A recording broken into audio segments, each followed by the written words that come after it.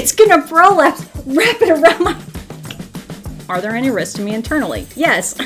Yes, there are. The blood moon is not going to cause your miscarriage. I can assure you of that. I'll go along with it if there's a good reason, but otherwise, no. Please. I'm not joking. Please. I'm begging you. Had anyone done magic shrooms while pregnant? As an obstetrician, I have seen some things, but nothing could prepare me for the absolute chaos that is parenting advice subreddits. Who needs doctors when you could get pregnancy advice with a side of shrooms from someone who carried their fetus for 53 weeks and survived a blood moon and still ended up with a healthy baby at the end of it? Not me. I wouldn't need a doctor if I had that. And subscribe because, we could all use a little bit more evidence-based educational content in the cesspool that is medical advice on the internet. And also for my sanity. Thanks. 7 days postpartum with a fever of 103.8. What can I do to bring it down? And is it going to affect my baby? Breastfeeding. What can I do that won't affect my breast milk? I already took a cold shower. I can think of lots of things that won't affect your baby that you could do about a fever of 103.8, like call a doctor, call a nurse, make a doctor's appointment, go to the hospital, ask a trusted adult to phone an ambulance for you, take some Tylenol, and still go to the hospital. I'm being a little tongue-in-cheek there, but in all seriousness, 103.8 fever in general is very high, especially in an adult, and any fever in the postpartum period should be evaluated by a midwife or doctor. 7 days postpartum having a fever that high is incredibly dangerous to just ignore. It could be anything from mastitis, which would need antibiotics to get treated. It will get worse, to sepsis, which is an infection in your blood, to endometritis, an infection in the uterus. You could have a urinary tract infection. Regardless, there's many things that can cause fevers that high in the postpartum period, and none of them are safe to ignore. So if you find yourself in this position, let's not ask Reddit or Facebook. Let's ask a healthcare professional, please. I'm not joking. Please, I'm begging you. This is why I don't sleep at night. Honestly, I am convinced that my very real struggle with insomnia is because I lay awake knowing there are people asking the internet things like this and getting likely terrible advice. I went to 53 weeks from LMP, last menstrual period, 51 weeks from conception date with my last pregnancy. Did you know? She was born at home at 10 pounds. Currently, I am 47 or 48 weeks, healthy and other than ready to deliver, doing just fine. Babies are born when they are ready. As long as maternal health is not in danger, there's nothing wrong with the post-date delivery. Wow, okay, let's unpack that. I actually agree with the final sentence. As long as maternal health is not in danger, there's nothing wrong with a post-date delivery. It's not uncommon in New Zealand for people to stay pregnant to 41, 42 weeks. And it took me a little while to get comfortable with that because that's not practiced in the US quite as much. And I personally probably would not choose to carry my baby that long, but it is not crazy to stay pregnant post-dates. However, 53-week pregnancy in a human, let's just say I have some facts I would like to check because I just suspect something might be off, like a little counting might be off. Or do you have a partner that needs to believe that you are that many weeks in order to make the timeline fit? Or like, I'll go along with it if there's a good reason, but otherwise, no. No, you're not. You're a human, you're not. That's just not what humans do. And the response is, thank you for sharing this. I'd love to follow up with you when you do birth. This is possible and a rare variation of normal. You are supported. You can be supported and treated kindly, but it is not possible or a rare variation of normal. Nope. A cord around the neck is not an emergency. It's protective. I agree with the first part of that. A cord around the neck, a nuchal cord, baby having a cord wrapped around its neck, is not always an emergency. I'm not sure it's protective is where I'd go with my next statement, but carry on. Babies often wrap the cord around their neck or body to prevent cord prolapse. I just can't get through that sentence because I am literally imagining, like, I don't know if you can see. Yeah, you can see that. Yeah. I am literally imagining that guy just like grabbing that cord in his hand and being like, no, it's going to prolapse. Wrap it around my neck. They don't do that. Cord prolapse, a dangerous situation in which the cord exits the cervix before the baby. That's true. That is what a cord prolapse is, and it is dangerous. I'm at least happy that that is included. Babies don't breathe from their airway until they are born, so you simply unwrap the cord. That's also true, but cord prolapse and nuchal cord can both cause issues. Cord prolapse is far more likely to be far more dangerous, and nuchal cords are incredibly common. Lots of babies are born with a cord around their neck, and most of the time it doesn't cause a problem, but it can. If the cord remains attached instead of cut, they are still receiving oxygen from the placenta. Babies are wise. Okay. One, I've seen enough fetuses do ridiculous things to know they are not wise. Okay? They are nature. And nature is not always smart or kind to each individual entity that exists within it. That being said, part of this is true. Like, yeah, if the cord is still attached and the placenta is still working, then they're still getting oxygen through the cord and they're not using the respiratory system until they're born. That's absolutely true. But a cord around the neck can cause compression that can lead to heart rate drops on the monitor, which may or may not be a problem. Most of the time it's probably not, as long as it's in isolation and you can tell that it's just from that cord being compressed and then not compressed.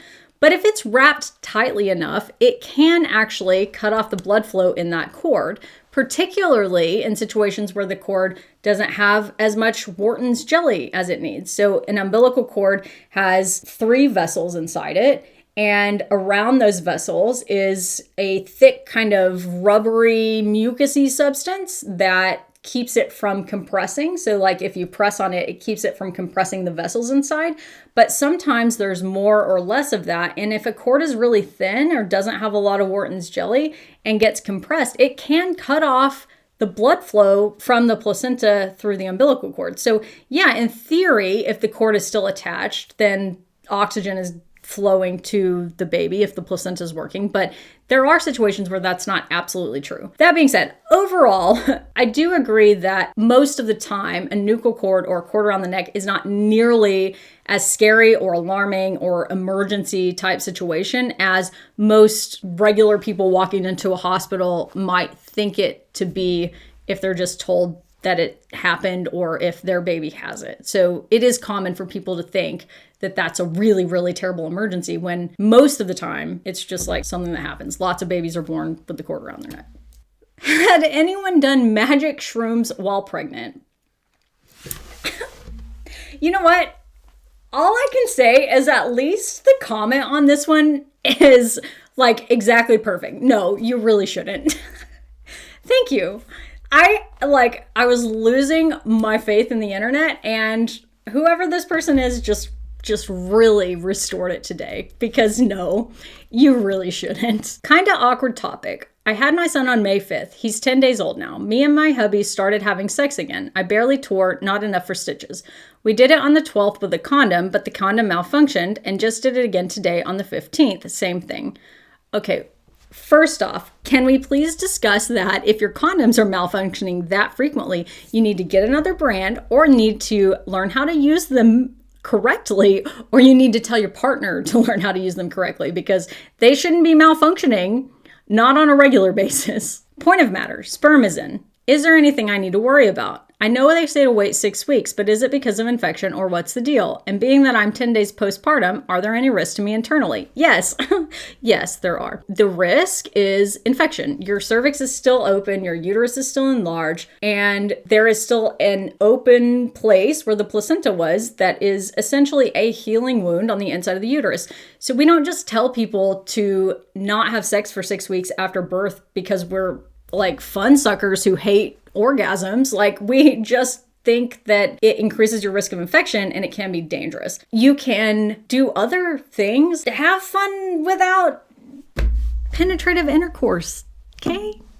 Yeah. I think this was labeled like closely spaced pregnancies or something. And most of the time at 10 days old, the ovulatory function is not going to have returned in most people.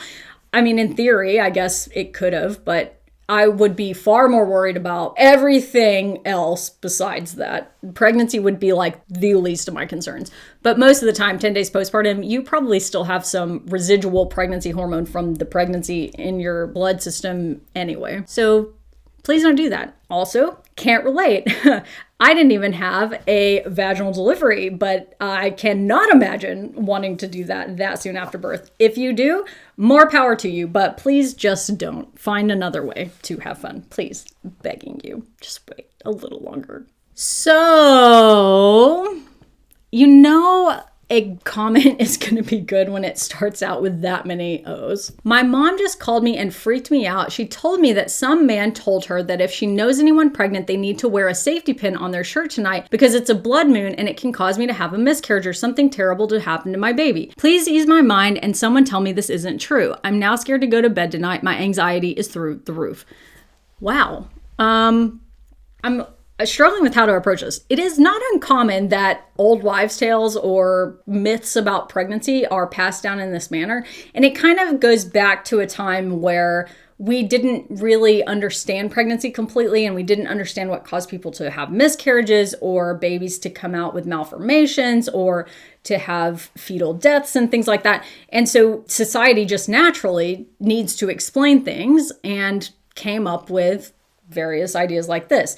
I'm struggling to get past why a safety pin would prevent this, like a safety pin on your shirt. Like, what's the link there? What's the link between a blood moon, miscarriage? I'm sure I could look up the history of that. Like, there's certainly history there, but I'm really interested, and I'm like physically restraining myself from diving down a rabbit hole to understand the link and also the safety pin inclusion, because I have other things I need to do today. But yeah, that won't happen. It's okay. The blood moon is not going to cause your miscarriage. I can assure you of that. This might be one where I feel like it's okay to ask the internet this. And it's also okay to be scared, because if people, especially people you trust, tell you things like that, then of course you are going to be worried about it. So I'm less alarmed by this one and more utterly fascinated about the emergence of this old wives' tale and how a safety pin got involved in it. But yeah, all right, fascinating. 41 weeks, gush of fluid came out this morning, and I believe it's meconium as it's yellowish green.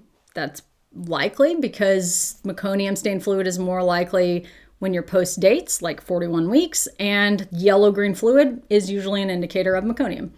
No smell, but leaking, still coming through with a little bit of greenish mucus. I had cramps here and there. Baby definitely has dropped. I didn't want to go to the hospital as I'd rather stay home, but hubby wanted to make sure we take precautions because we're unassisted and would like to see how baby heart rate is going. Currently 13 minutes away from the hospital. I felt slight movement from baby only recently, but not a lot. I don't know how to feel because I really don't want another traumatic birth experience like my first. I don't want medication or intervention besides monitoring baby's heart rate. Not sure if hubby will be confident enough to advocate for me either, but trying to stay calm.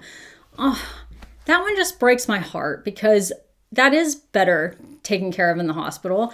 I live in Aotearoa, New Zealand, and home birth is not uncommon here. And because the midwifery system is integrated into the hospital system and we all work together, it is also safer here than in the United States. I have a whole video about that if you want to get into the weeds on what the issues are in the US. But this really just breaks my heart because you can hear that she or he or they want to do what's right for their baby and get heart rate monitoring, but that something happened last time that has caused them to have a lot of distrust in the medical system, and they're hesitant to go because they feel like it's going to be traumatic again, that they weren't well taken care of last time, that they weren't listened to last time, and like things like this just break my heart. I hate this and I am so sorry, and I understand how people get to this point, and it makes me sad. And I wish that I could take all of the ones who have been through something like that and find them a really good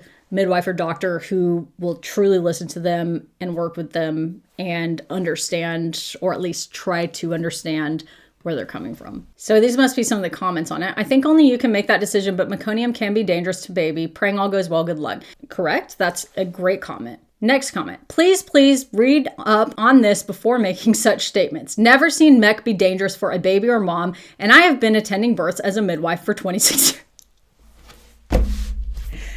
Please,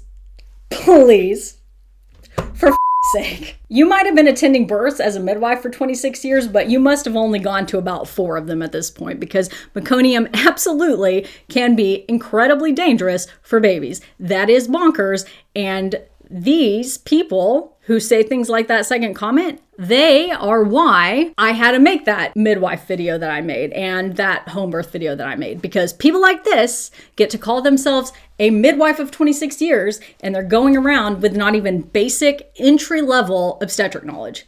Unacceptable, straight to jail. I hate it. I'm getting angry. Like, that makes me so mad.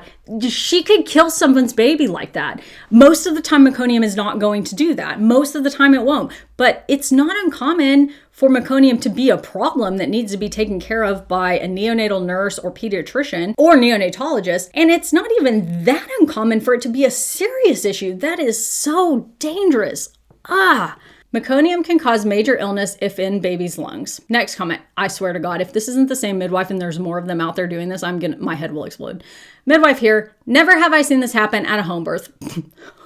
Yeah, because hopefully, if you were a good midwife, you're transferring your patients who have meconium-stained fluid to the hospital. That's an indication for hospital transfer in places that have safe home births, by the way. Do you know how it gets in the lungs? Because medical providers use tubes to get it out. It scratches the throat and airways and shoves it deeper, when if the baby is let to be face down, it will drain out. Okay, that's partially true. We don't really recommend using tubes to suction out meconium in most instances anymore. However, that can be true and meconium can still be dangerous. Meconium aspiration syndrome is one of the scariest things that I watch new parents walk through with their baby. And I personally have had patients who have lost babies to that more than once. It is absolutely terrifying. Now, I don't want to make any sense of alarm. Most of the time, meconium-stained fluid is not going to result in any problems, let alone serious or life-threatening problems.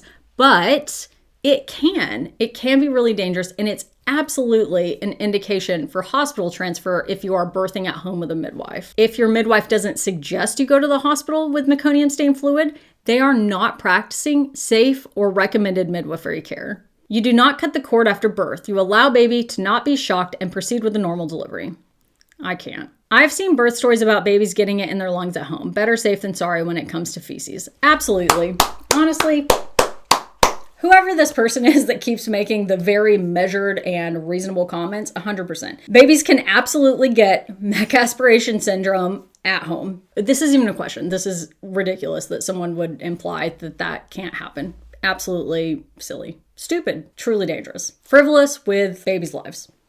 If you made it through this entire video without completely losing faith in humanity, then subscribe. Honestly, that is the closest thing to a medically approved parenting decision that you will make all day. I'll see you next time.